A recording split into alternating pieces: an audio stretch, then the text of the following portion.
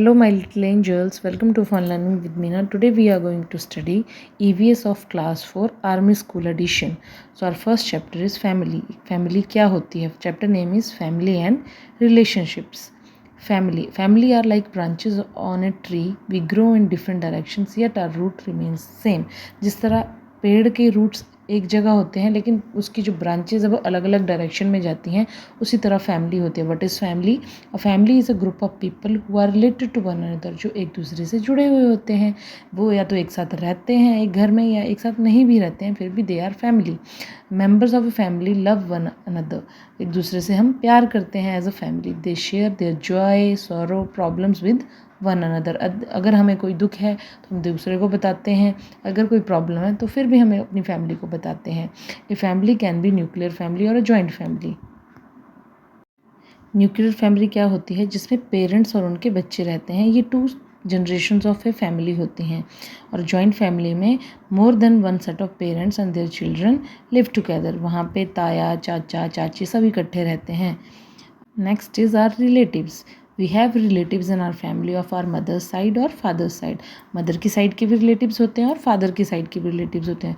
जो मदर की साइड के रिलेटिव्स होते हैं, जो मदर के पेरेंट्स और सिबलिंग्स होते हैं, उन्हें हम मेटर्नल पेरेंट्स कहते हैं. जैसे मेटर्नल फादर नाना, मेटर्नल मदर नानी, मेटर्नल अंकल मामा, मेटर्नल आंट मौसी.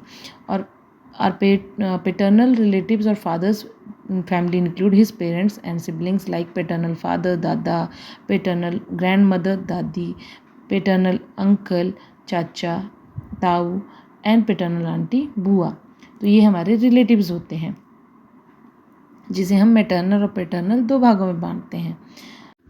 Next is our immediate and extended family. All relatives are our family members but not all of them are part of our immediate family. Only our parents and siblings are part of our immediate family. मतलब immediate family वो होती है जिसमें हमारे siblings, हमारे भाई बहन होते हैं और हमारे parents आते हैं.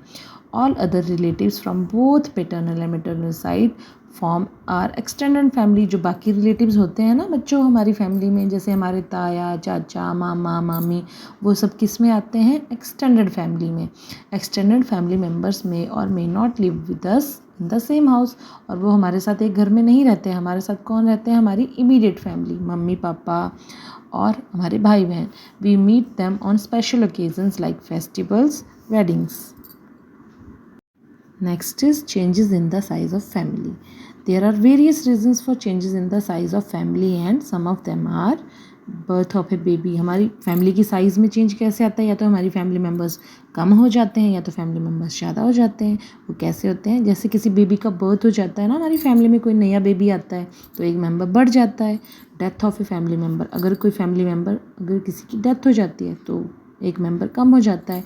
Addition of member due to marriage, adoption of a child, transfer of a family member to different city, shifting of a family member for higher study to another city. So these are some reasons for change in the family. Our next topic is adoption and fostering. Sometimes a couple is not able to have children of their own due to one or other reason. Such families adopt and raise other persons children as their own.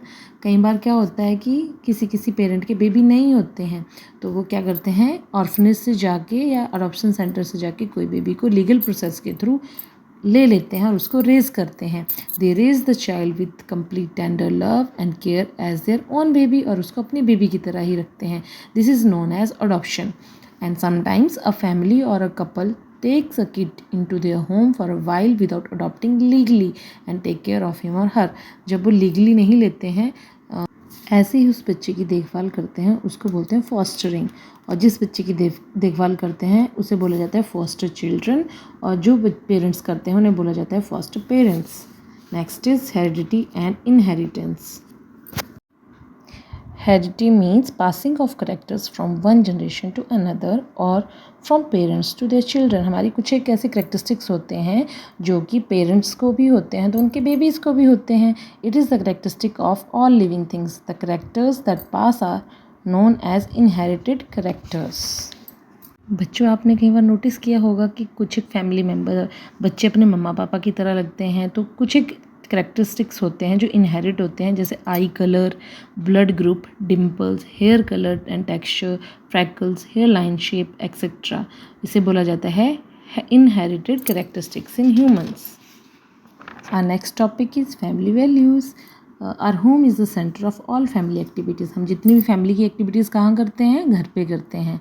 और हमें family क्या सिखाती है? We learn to love, care and support each other at home. We learn to share our problems and happiness with each other. हम एक दूसरे को अपनी हैप्पीनेस भी बताते हैं, प्रॉब्लम्स भी बताते हैं. We learn about our family tradition and culture. We learn about importance of self-discipline, etiquettes and respect for elders. और हमें क्या सिखाया जाता है फैमिली में कि हमें कभी गाली गलौज नहीं करना है, लड़ाई नहीं करनी है, किसी को मारना नहीं है। और आपको पता है बच्चों, just like human beings, animal also give birth to their young ones. और वो भी अपने बेबीज से बहुत प्यार करते हैं, उनकी वैसे ही केयर करते हैं जैसे हम ह्यूमंस करते हैं। Animal which give birth to their young ones and feed them on their own milk are called mammals. The babies feed on the mother's milk. For example, elephant, lion, dog, ये सब क्या है? mammals हैं. This is the chart of addition to our family. So I hope बच्चों आपको ये chapter समझ आया होगा. We'll do this chapter's exercise in the next class. Thank you. Bye bye. Take care.